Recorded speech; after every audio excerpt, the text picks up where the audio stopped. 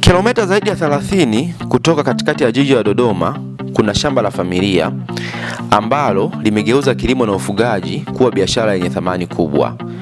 Wanalima nyanya, rozela na zabibu. Wanafuga mbuzi, kuku, bata na sungura. Lakini hawajaishia kuzalisha mazao pekee. Wanaongeza thamani kwa kutengeneza juice na wine za nyanya, zabibu na rozela. Cha kuvutia zaidi ni kwamba shughuli zote za kila siku za shamba hili zinasimamiwa na kijana na binti mwenye maoni makubwa. Leo tumekutana na Sharon Makota, mmoja wa wakurugenzi na msimamizi wa Lolima Farmstead, ambaye ametueleza safari yao, fursa zilizopo kwenye kilimo na ufugaji wa kibiashara, changamoto wanazokutana nazo pamoja na mbinu zinazowafanya waendelee kukua kila siku. Ni siri gani imefanya familia hii kujenga shamba la mfano linaunganisha uzalishaji, ufugaji na uchakataji wa mazao katika sehemu moja? Endelea kutazama hadi mwisho wa video hii. Karibu Rubaba TV. Mimi ni Imani Rubaba na leo tupo Lolima Farmstead hapa Mpunguzi, Dodoma. Twende tukajifunze pamoja. Popote. Hata mikoa mingine unaweza kukuza? Mikoa mingine. Rubaba TV.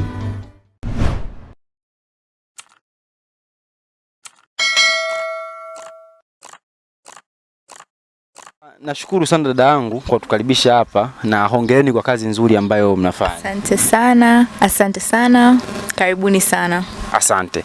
Tungependa ujitambulishe ni nani na hapa tuko sehemu gani na hasa nini ambacho kinafanyika? Kwa majina naitwa Sharon Makota, ni mmoja kati ya wakurugenzi wa Lolima Farmstead na YouTube hapa Mpunguzi, karibu na kijiji cha Chilolo. Sisi tunahusika na kilimo pamoja na uchakataji na ufugaji. Karibuni sana. Asante sana. Tukianza kwenye upande wa kilimo, hasa mnalima mazao gani ili mtazamaji aweze kufahamu? Okay, sisi tunalima kilimo cha nyanya, tunafanya kilimo cha nyanya na pamoja na kilimo cha rozela ambapo ni kilimo cha biashara, na pia tunafanya kilimo cha nyumbani ambapo tunalima mahindi, mbaazi, kunde, karanga kwa ajili ya malisho ya staff na kwa ajili ya chakula chetu sisi pia. Sawa, kwa hiyo hapa mnazalisha mazao mengi sana, lakini focus kubwa hasa kwenye upande wa kilimo, focus kubwa ya shamba ni zao gani? Focus kubwa ni kilimo cha nyanya na kilimo cha rozela ambayo ndio tunafanya kwa ajili ya kuuza. Hii nyingine ni kwa ajili ya support, lakini hii nyingine ni kwa ajili ya biashara zaidi. Hizi nyingine ni kwa ajili ya support pia na kwa ajili ya malisho hapa nyumbani. Sawa sawa. Kwa nini hasa mmechagua kilimo cha nyanya na kilimo cha rozela na sio hayo mazao mengine kuyafanya kama kilimo kikuu? Tumechagua kilimo cha nyanya na rozela kwa sababu kwanza ni kilimo ambacho nimekizoea, tuna uzoefu nao na pia tunajua soko lao, soko ndani liko wapi, na pia kwa sababu ndio tumebobea sana humo ndani. Na tangia mwanzo hizo shughuli za kilimo mpaka leo mna muda gani? Tangu tuanze tuna miaka 4 sasa kwenye kilimo pamoja na ufugaji kwa ujumla vyote. Sawa, tukianza sasa kwenye upande wa zao la nyanya, tungependa kufahamu kwa mapana zaidi, ili mtazamaji aweze kufahamu pengine ni fursa gani ambazo zinapatikana kwenye kilimo hicho, changamoto zake na namna ambavyo mnafanya kilimo chenu. Kilimo hichi fursa zipo hasa kwenye fursa za masoko, na changamoto tunazokabiliana nazo ni changamoto za kawaida kama magonjwa, wadudu ambapo tunapambana nazo. Sisi tumeweka mfumo wa drip irrigation ambayo inatuwezesha sisi kulima mwaka mzima, tofauti na wakulima wengine ambao wanasubiria msimu wa mvua, wanaotumia mabwawa maji. Kwa sisi ndo tunaweza tukalima mwaka mzima, lakini pia sisi tunafuata zile standard zote za kilimo ambayo inafanya mazao yetu yanakuwa ya ubora ambayo tunaweza tukauza popote pale kama supermarket na pengineo. Sawa. Pengine pia huwa nasikia changamoto kubwa ambao wakulima wengi wanalalamika hasa kwenye upande wa nyanya ni upande wa soko. Wengine wanalalamika soko walipo, wengine wanalalamika kwamba bei inakuwa ni changamoto sokoni. Nyewe kwa upande wenu, hilo swala mmeshalikabili au mnafanyaje kuweza kuhakikisha hiyo changamoto kama hiyo haipati? Sisi kwanza kabla ya kuanza kilimo tulifanya utafiti wa kujua masoko yanapatikana wapi. Ujue kabla ya kuanza kulima lazima ufanye utafiti wa masoko, ujue masoko yako ni yanapatikana wapi, ni akina nani unawauzia. Kwa sisi kabla kwanza tufanya utafiti na tukajua kabisa kwamba tukilima kuna watu watakuja shambani kununua mazao yetu na wao ndo wataenda kuwauzia huko wengine. Hapo ni ampati changamoto kubwa kwenye upande wa swala la soko. Yes, kwenye upande wa soko sisi changamoto sio kubwa sana. Sawa. Lakini pia kwa ufupi tukizungumzia upande wa Rosella, kwa sababu ni zao adimu, maeneo mengi kukuta mtu analima hili zao ni ngumu sana. Kwa nini hasa mlichagua kulima Rosella? Kwanza Rosella inakuwa sana vizuri hapa Dodoma. Pili ni zao ambalo halina ile watu wengi hawalifahamu, niseme watu wengi hawajalipa ile standard inayotakiwa iwe. Kwanza sisi tuliona Rosella ina thamani sana hasa nje ya nchi kama Kenya, kule wanalithamini sana. Sasa huku Tanzania bado wakulima wengi hawajapata ule mwamko kwamba Rosella ina thamani yake. Kwa sisi tuliona hiyo opportunity ndo tukaanza sasa na sisi kuingia kwenye kilimo cha Rosella ili tuweze sasa kuanza kuexport kwa wenzetu wa Kenya na nchi zingine. Kwa hiyo hata wateja wenu wengi ukiangalia compare Tanzania na nje, wengi ni wateja wa nje. Yes, wengi wanaokuja hapa kununua shambani wanaenda kupeleka Kenya. Pengine labda mtu yupo hapa afahamu zao la Rosella linatumika labda kufanyia nini na nini? Zao Rosella kwanza kwa ambao hawalifahamu ni mmea asili unaojulikana sana kwa maua yake mekundu ambao yenye ladha ya uchachu. Na pia kutoka zao hili unaweza kupata bidhaa mbalimbali kama juisi, chai, mvinyo, ambavyo vyote hivi vina faida nyingi sana katika mwili wa binadamu. Kwanza zao la Rosella lina antioxidant, ambao antioxidant inasaidia sana mwili kupambana na maradhi mbalimbali. Lakini pia Rosella inasaidia kwenye digestion system, inasaidia kwenye mmeng'enyo wa chakula na pia inasaidia kupunguza shinikizo la damu mwilini. Sawa, na pengine changamoto zake wakati wa kulima, wakati wa kupanda, wakati wa soko, changamoto zake hasa ni nini? Kwa Rosella changamoto zake sana sana ni wadudu, lakini mbali na hapo haina changamoto kubwa kama mazao mengine. Yenyewe changamoto zake ni chache sana. Yaani ni zao ambalo hata mtu akianza kilimo akiniambia, akija kuniuliza kati ya zabibu na Rosella aanze kipi, nitamwambia anza na Rosella kwa sababu hiyo inakuwa kwanza haraka, alafu pia haina changamoto nyingi. Kwa hazina complications nyingi kama mazao mengine. Sawa, na kwa upande wa zabibu pia tumeona pia mashamba la zabibu. Sijajua kwanza mnalima ukubwa kiasi gani kwa zabibu? Kwa zabibu tunalima karibia ekari 2 kasoro. Ekari 2 kasoro.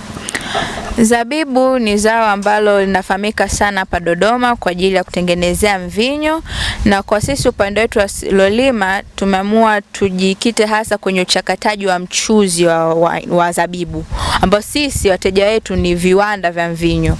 Kwa sisi tunauzia mchuzi wa zabibu. Kwa hiyo wao wachukui matunda kama matunda, nyie mna process alafu ndio mnawauzia kitu? Yes, sisi tuna process alafu tunauzia mchuzi. Na ndio wakulima ambao wanafanya hivyo, ni lazima ufanye hivyo au nyie ndio umeamua kujitofautisha kwa namna hiyo? Wakulima wengi unakuta uwezo wao ni mdogo, hawezi kwenye uchakataji, kwa hiyo wao wanauza matunda kama matunda. Lakini sisi kwa sababu tumeona tuna uwezo wa kuchakata, tumeamua tuchakate kabisa, kwa sababu kuliko kuuza matunda yenyewe kama yenyewe tunapata profit ndogo. Tukaona okay, tukiuza in form of mchuzi kidogo profit inaongezeka kwa sababu umeongezea thamani zile zabibu. Kwa hiyo wakulima wao wana uwezo wa kuwauzia viwanda vile vikiwa zabibu ikiwa hivyo, na pia unaweza ukawauzia ukiwa umeichakata tayari. Yes, yani opportunity pokote unaweza kuuzia kwa nanilizi ikiwa zenyewe kama zenyewe, na zikiwa ukizichakata kwenye mchuzi unaweza kuuza pia. Na hakuna kwamba requirement kwamba tunahitaji iwe na quality hii, tunahitaji iwe hivi. Wewe ukishachakata tu kuna uhakika soko na No, of course wao kwenye viwanda huwa wanataka zabibu. Kama unapeleka zabibu kama zabibu, huwa wachukui zabibu yoyote tu. Lazima waje wapime sukari. Kwanza kabla hata hujaanza kuitoa, wanakuambia upime sukari. Kama hauna hicho kifaa cha kupimia sukari, wao wanakuja wanakupimia, wanachukua zabibu yako na wanaona sukari yake. Kwa sababu kila kiwanda wanahitaji sukari iwe imefika kiwango fulani. Na kwenye mchuzi hivyo hivyo, hawachukui tu mchuzi wote ule. Lazima kuulizwa kimchuzi wako umekaa muda gani, miezi 6, mwaka. The more mchuzi unavyozidi kukaa, the more thamani yake inaongezeka. Kwa hiyo mchuzi ambao umekaa miezi 6 una thamani ndogo kuliko ule mchuzi ambao umekaa miaka 2, miaka 3. Na wakulima wengi sana ndo wanafanya hivyo. Unakuta wenye uwezo wa kuchakata kwenda kwenye mchuzi, wanauhifadhi mchuzi wao unakuwa unakaa muda mrefu, ili ikifika sasa kipindi cha kuuza na kuna uhaba mchuzi, sasa pale ndo wanapata opportunity ya kuuza kwa profit nzuri sana. Kwa kumalizia tu, umesema pia kuna baadhi ya mifugo ambayo mnafuga. Ni mifugo ipi na ipi na ipi? Sisi tunafuga mbuzi, tunafuga bata, tunafuga kuku na tunafuga na sungura.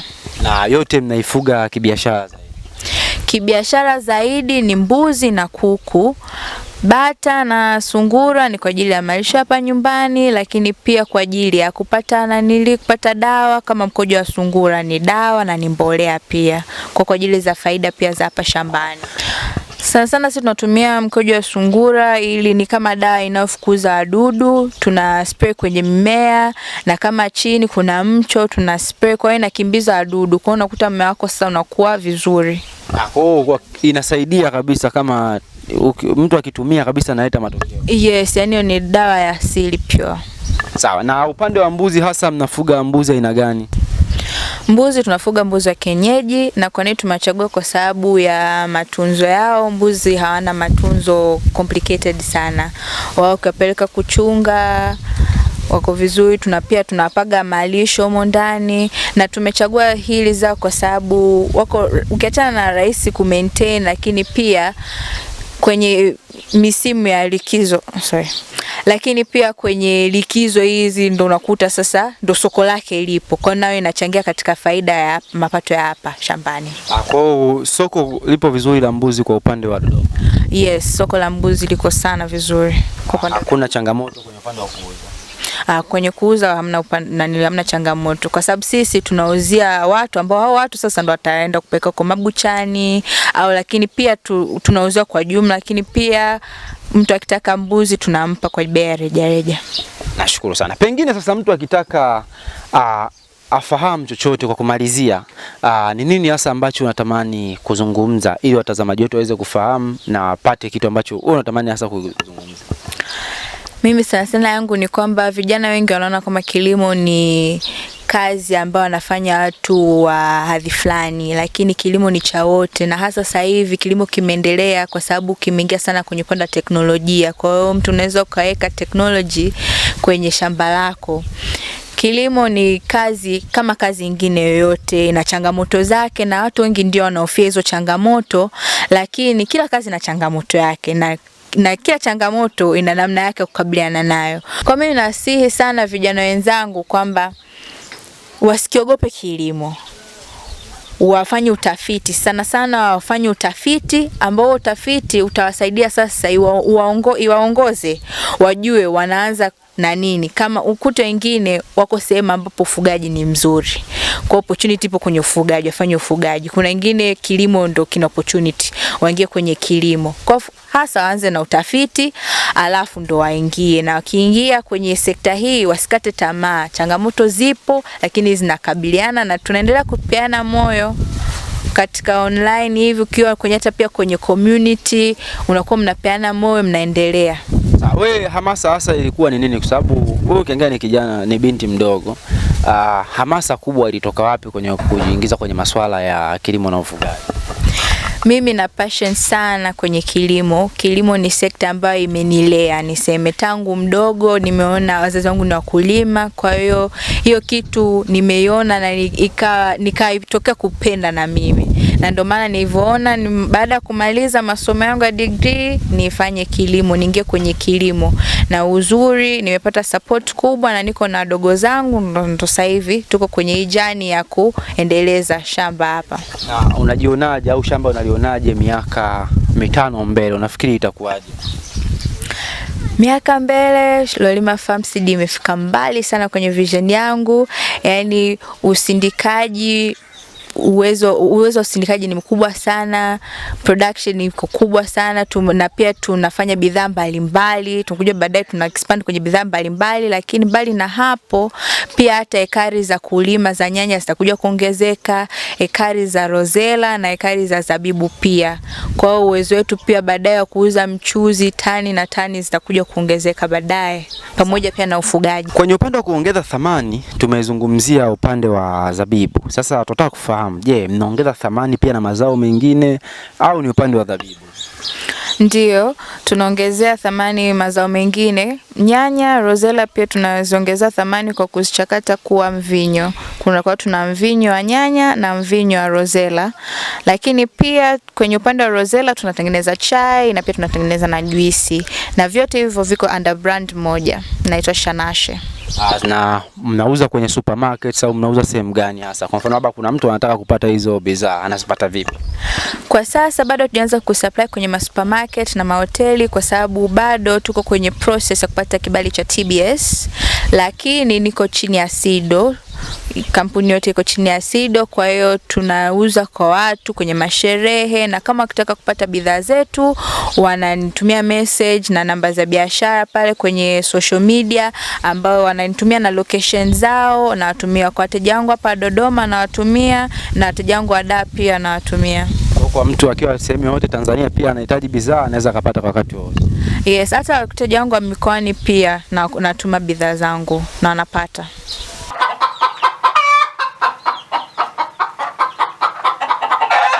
Mpaka hapo ndugu mpenzi mtazamaji, mimi sina cha ziada. Pengine naamini umejifunza mambo mengi, lakini pia kama ulikuwa unahitaji connection pengine ya zabibu au mambo kama haya ambayo tumeyazungumzia, basi ni tazamio langu na ni uhakika kwamba sasa hivi unajua wapi pa kupata hizo hitaji zako. Mimi nisiwe mzungumzaji wa mambo mengi. Kama una maswali au una chochote, unaweza ukawatafuta katika mitandao ya kijamii kwa jina la Lolima Farm Seed. Unaweza ukapata TikTok na Instagram. Lakini pia usiache kufuatilia channel yetu ya Rubaba TV kwenye mitandao pia uweze kujifunza, kuweza kupata updates mbalimbali na mafunzo kama haya. Mpaka wakati mwingine, mimi sina cha ziada. Mimi ni Imani Rubaba na asante.